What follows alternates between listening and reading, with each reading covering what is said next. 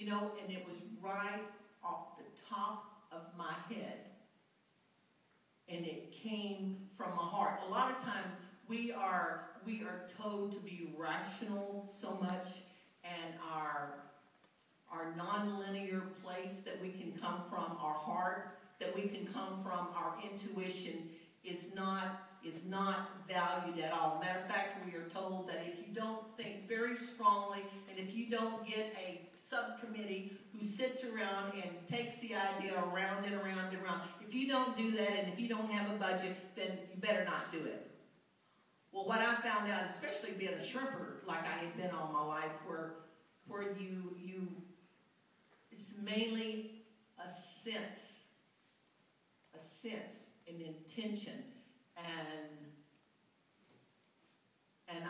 that's where I came from. So I immediately said I was going to do a hunger strike.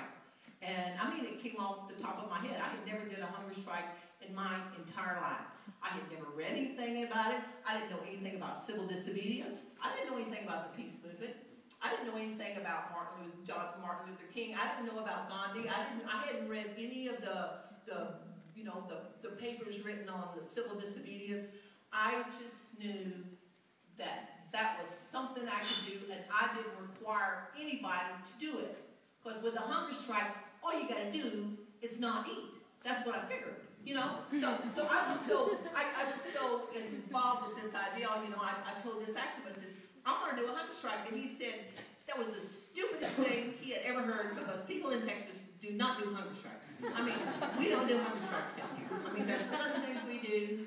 You know, we might line up on horses, or we might get wagons, but we don't do hunger strikes. It's like they do them in California, but they don't do them here.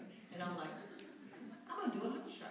And the thing is one thing I knew, and you can apply it to anything, is like many times these really good ideas that we have that's from the heart, and matter of fact, we disvalue them so much that we don't even realize that they are from the heart.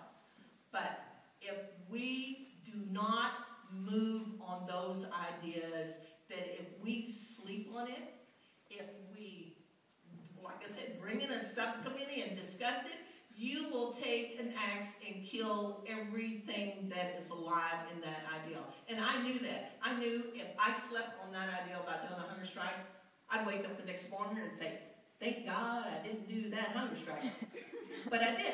I immediately went to the only reporter I knew, and I told her I was going to do a hunger strike. And she said, well, when are you going to do a hunger strike? And I said, right now, I'm going to do a hunger strike. And I did. I was so dumb about hunger strikes that I did my first hunger strike on a shrimp boat in the middle of the bay. And this was before you have cell phones. And there's one thing I learned real fast. If you're going to do a hunger strike, you want people to know you're on a hunger strike. There I was, out on a shrimp boat, no phone. Nobody knew I was on that hunger strike, except the company. The company would sing. I remember one time they brought 7 men. They came in this big, fancy black car, and they came on the shrimp boat, and they were all dressed in the ties and the shoes and all of that. And this one guy, he said, now just look at her.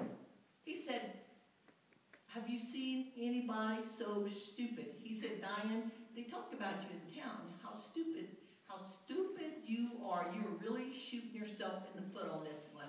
And the thing was, I'm like, nope, I'm going to stay in this hunger strike. And I did. And this was something I learned. I learned it. It wasn't anything I read. It wasn't anything anybody told me. I learned this from experience, that if you put intention and you put yourself on the edge, at risk, you're risking whether it's your name, whether it's your job, whether it's your body, whether it's your paycheck. When you are putting something at risk, then you are fully committed. And it's that commitment and that intention that creates movement, that creates change. If you find out about anything in the peace movement, in the environmental movement, in the social justice movement, it does not happen because we are half-hearted about it. Mm-hmm. Matter of fact, they always put themselves on the line. And I know, what was it? One of the Berrigan priests during this, when he was talking about the peace movement during the Vietnam War, and he said, the reason why there is no peace is because there is no peacemakers.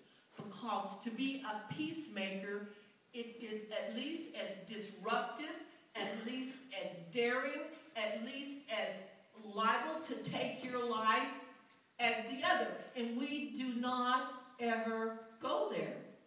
We do not ever go those places.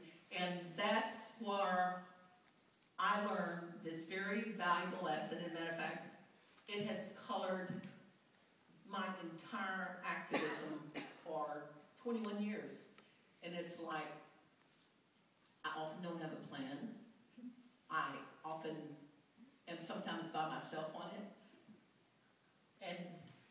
And these spontaneous actions where you put yourself at risk, things happen. And I remember when I did that first hunger strike, you know, like I said, I had never did anything like this. I didn't even have any press. But in 2 weeks on this hunger strike, I got exactly what I wanted.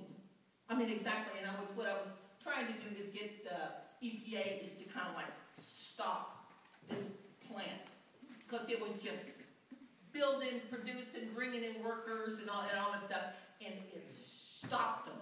I mean, I grabbed a hold on them, and I remember when the EPA, they came down to my county, you know, a little 15,000 county, and they were going to have this huge hearing on this chemical expansion coming down there. And it was the first time they ever did that. And so I remember the EPA came in and they started lining up. It was a huge, maybe like 4 times as big as this room, huge. And they started lining up all these chairs. They were lining up like 1,000 chairs. And I'm like, I finally walked up to one of those guys and I'm like, why are you putting out all those chairs? And it was like, they were under the impression there was a huge wall of opposition against them. And I mean, like, I was the opposition.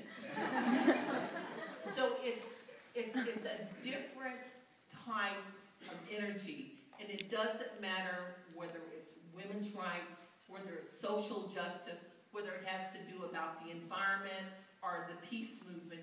Is I firmly believe that if you put things at risk, things will happen. I remember even Gandhi even said, he said anybody could do what he did given the level of commitment and putting themselves at risk. And like I said, we don't often go there at all. And matter of fact, even I think these days it's even less so, because I know for example, like Greenpeace, a lot of them, they have moved away from the civil disobedience.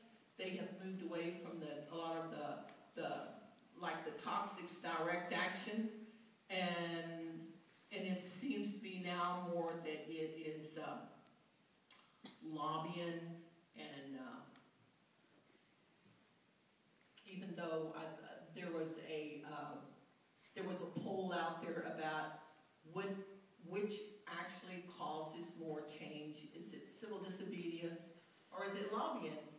And it was civil disobedience causes more action to happen. Mm-hmm. But yet, what amazes me is that we, especially in the environmental movement, and I've been in the environmental movement and I've been in the peace movement. Like I said, I was a co-founder of Code Pink, and because I've been jailed so many times, I now have a Texas Jail Project, and we advocate for the inmates in the county jails. Is that people do not want to go to places where they put themselves at risk. People, I can't tell you